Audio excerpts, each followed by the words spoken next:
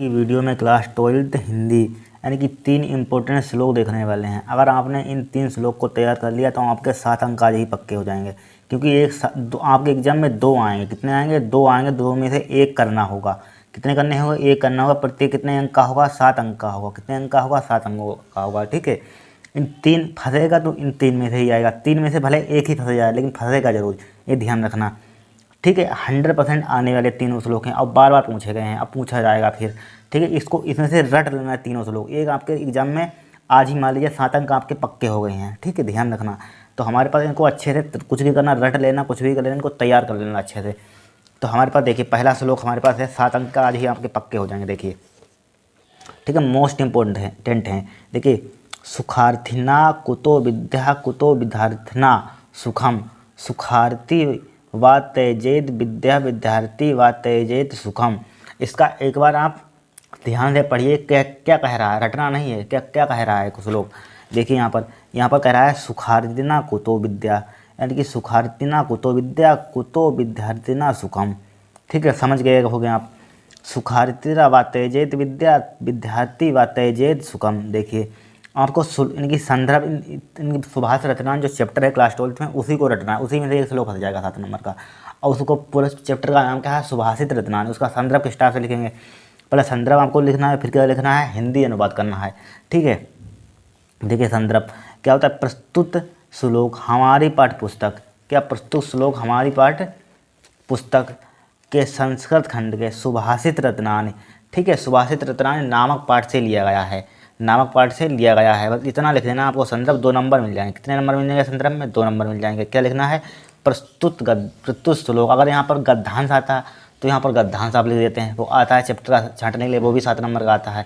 ठीक है, क्या लिखेंगे यहाँ पर? प्रस्तुत श्लोक हमारी पाठ्य पुस्तक के संस्कृत खंड के सुभाषित रत्नानि नामक पाठ से लिया गया है। इतना आपको संदर्भ में लिख देना। फिर हिंदी अनुवाद देखिए, हिंदी अनुवाद डालेंगे। फिर देखिए हिंदी अनुवाद इससे निकालने, आपको रटना नहीं है। देखिए यहाँ पर क्या लिखा हुआ है हिंदी अनुवाद में। देखिए यहाँ पर समझिए क्या लिखा हुआ है? सुखार्थिना कुतो विद्या, यानी कि सुख चाहने वालों को विद्या कहाँ।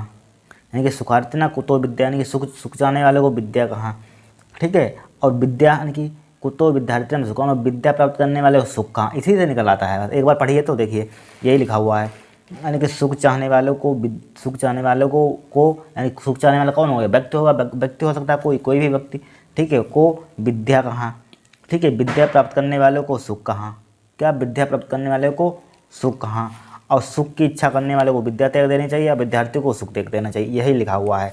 ठीक है, फिर देखिए सुखार्थी व त्यजेत विद्या विद्यार्थी व त्यजेत सुखम। ठीक है, यही लिखा हुआ है यहाँ पर। यानी कि सुख की इच्छा करने वाले को विद्या त्याग देनी चाहिए, और विद्यार्थी को सुख त्याग देना चाहिए। इसी से आप बनाइए यहाँ पर।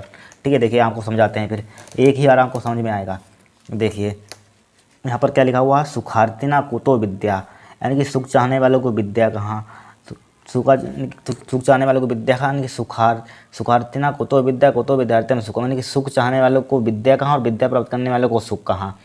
ठीक है, सुखार्थिनम त्यजेत विद्या विद्या त्यजेत सुखम। बस यही एक बार पढ़ लेना यहाँ पर। यानी कि सुख चाहने वाले को विद्या कहाँ और विद्या प्राप्त करने वाले को सुख कहाँ। सुख की इच्छा करने वाले को विद्या त्याग देनी चाहिए, और विद्यार्थी को सुख त्याग देना चाहिए। क्या त्याग देना चाहिए? सुख त्याग देना चाहिए। फिर दूसरा देखिए, मोस्ट इंपॉर्टेंट है, इसको रट लेना, बहुत बार रिपीट हुआ है। फिर देखिए यहाँ पर, फिर देखिए जल बिंदु निपोतेन क्रमशः पूर्वटे घटा सा है सर्वविधाना धर्मस्य चा धनस्य चा। यानी कि जल की जिस टाइप से जल की बूंद बूंद गिरने से घड़ा भर जाता है, यही समस्त विधाओं का धन का कारण है। इस टाइप से यहीं पर बोला है इसमें। देखिए, यानी कि जल बिंदु निपोतन, यानी कि जल की बूंद बूंद गिरने से घड़ा भर जाता है। क्या भर जाता है? घड़ा भर जाता है। ठीक है, और देखिए यही समस्त विधाओं धर्म और धन का कारण है। यह क्या है? समस्त विधाओं धर्म और धन का कारण है। यहाँ पर क्या है? कारण है। ठीक है, क्या है? धर्म और धन का कारण है यहाँ पर। इनकी धर्म और पूर्ण गिरने से घड़ा भर जाता है। समस्त यही समस्त धर्म और धन का कारण है, अर्थात थोड़ा थोड़ा करके ही विद्या धर्म और धन का संचय होता है। इसी से आपको लिख देना। क्या लिखा है यहाँ पर? जल बिंदु निपातेन क्रमशः पूर्वटे घटा, यानी कि सा है तो सर्व विधाना धर्मस्य चा धनस्य चा, यानी कि जल की बूंद बूंद गिरने से क्या होता है, घड़ा भर जाता है। यही समस्त विद्याओं धर्म धन का क्या है, कारण है। अर्थात थोड़ा थोड़ा करके ही विद्या धर्म धन का संचय होता है। क्या होता है, धर्म धन का संचय होता है। ठीक है, यही इसी का संदर्भ जिस टाइप से हमने लिखा था पीछे, वही संदर्भ आपको लिख देना है। यानी कि प्रस्तुत गद्यांश, नहीं प्रस्तुत गद्यांश नहीं, श्लोक है तो श्लोक लिख देंगे, अगर गद्यांश आया तो गद्यांश लिख देंगे। यानी कि प्रस्तुत श्लोक हमारी पाठ्य पुस्तक संस्कृत खंड के सुभाषित रत्नावली नामक पाठ से लिया गया है। भाई श्लोक यहाँ पर पहले देना है।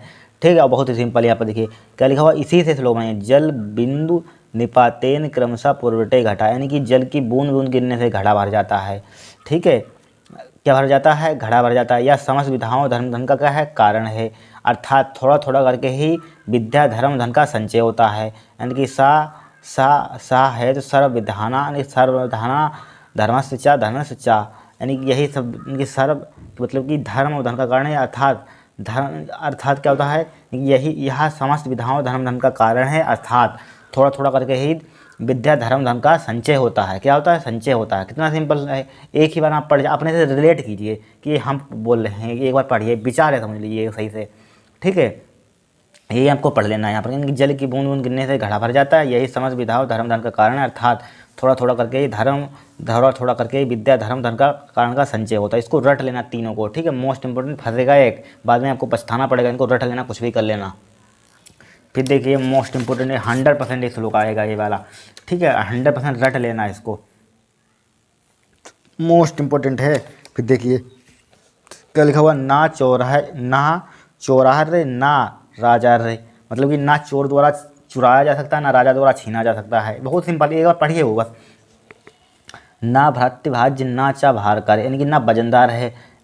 व्यय कृते वर्धते वयम नति, यानी कि व्यय करने से बढ़ती है। क्या होती है, बढ़ती है। विद्या धनम सर्व प्रधानम, नहीं सभी धनों, विद्या सभी धनों से प्रधानों से क्या है, प्रदान है यहाँ पर। ठीक है, यही लिखा हुआ देखिए, वही यहाँ पर जो संदर्भ पीछे लिखा हुआ वही आपको पेल देना है यहाँ पर। देखिए ऐसा विद्या ऐसा विद्या धन ना चोर द्वारा चुराया जा सकता, बता चुके हैं। ना राजा द्वारा छीना जा सकता है, ना भाई द्वारा बांटा जा सकता है। ठीक है, और ना ही भारकर है, ना वजनदार है। और व्यय करने से नित्य बढ़ता है, जो सभी दानों से प्रधान है। अब समझिए, देखिए क्या लिखा हुआ है, ना चोरहर ना चा राजस, यानी कि ना चोर विद्या एक ऐसा धन है, ना चोर द्वारा चुराया जा सकता है, और ना ही राजा द्वारा छीना जा सकता है, और ना ही भाई द्वारा बांटा जा सकता है। क्या, ना ही भरतवाजे नाचा भार का, ना ही भाई द्वारा क्या हो जाता है, बांटा जा सकता है। क्या, और ना ही भारकर, ना वजनदार है, मैंने लिख सकते हैं यहाँ पर, ना भारकर है लिख सकते हैं यहाँ पर। ठीक है, सब व्यय करते वृत्ते मैंने कि व्यय करने से क्या होती है, बढ़ती है। ठीक है, क्या करने से, व्यय करने जो एक्सरसाइज करते हैं इससे हम, ठीक है, क्या होती है, हमसे बढ़ती है। नित्य जितना आप बांटेंगे क्या होता है, ज्ञान बांटने से बढ़ता है, आपको मालूम होगा। ठीक है, जितना आप बांटेंगे उसको उतनी आपके पास बढ़ेगी।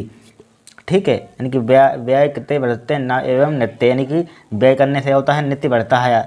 विद्या धन सर्व प्रधानम, यानी कि विद्या सभी धन, यानी सभी धनों से क्या है, प्रधान है। क्या है, प्रधान है, सबसे मोस्ट इंपॉर्टेंट है।